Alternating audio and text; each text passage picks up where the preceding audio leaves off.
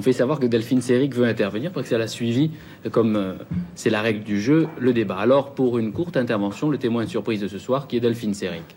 Oui, moi je sens que je vais pas beaucoup avoir l'occasion de parler parce qu'évidemment je suis là dans un studio à part, donc je vais dire simplement ce que j'ai à dire maintenant parce que je sens que je n'arriverai plus à placer un mot. On a de nouveau parlé de traumatisme. Je dis qu'il est plus traumatisant, et toutes les femmes le savent, d'élever des enfants que d'avorter. Chaque femme doit se faire avorter dans les conditions qu'elle souhaite. Bon, on a parlé de sexualité vagabonde. Je crois que c'est monsieur le ministre qui a parlé de sexualité vagabonde. Moi, je trouve ça absolument méprisant, je trouve ça odieux. La sexualité des femmes n'est pas plus vagabonde que la sexualité des hommes, et il ne s'agit pas de distinguer entre les jeunes filles qui ont une sexualité vagabonde ou pas. Ça, c'est une chose que je trouve parfaitement écœurante, un terme qu'on ne devrait pas entendre. Bon, on a parlé de donner la liberté. Est-il raisonnable de donner la liberté? Vous êtes tous des hommes, là. Il y a des millions de femmes en France, et on est en train de discuter de savoir si on doit leur donner la liberté, si elles sont capables de prendre leurs responsabilités. En somme, nous sommes des petites personnes inintelligentes, comme des petits chiens qu'on doit promener de telle heure à telle heure, et on ne nous donne pas notre autonomie, l'autonomie de notre corps. Alors j'ai dit militante, est-ce que c'est exact? Est-ce que vous êtes une militante? Non, j'aime pas qu'on dise ça, on me dit toujours, est-ce que vous êtes toujours aussi militante?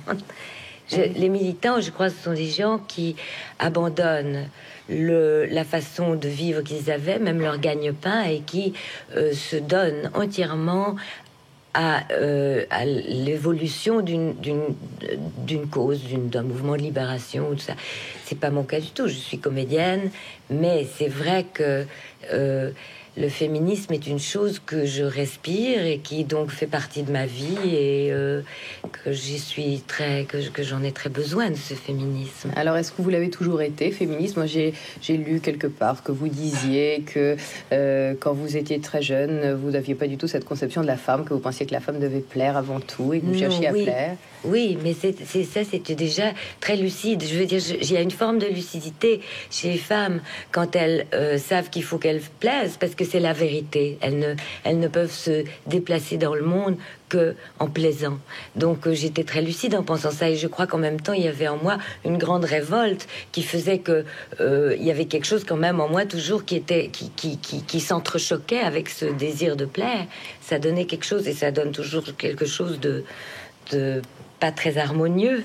Mais bon, je crois que le fait de savoir qu'il faut plaire pour une femme, c'est très important si on veut se sortir de ça, si on veut pouvoir se libérer de cette image, de cette obligation. Il faut d'abord bien la connaître.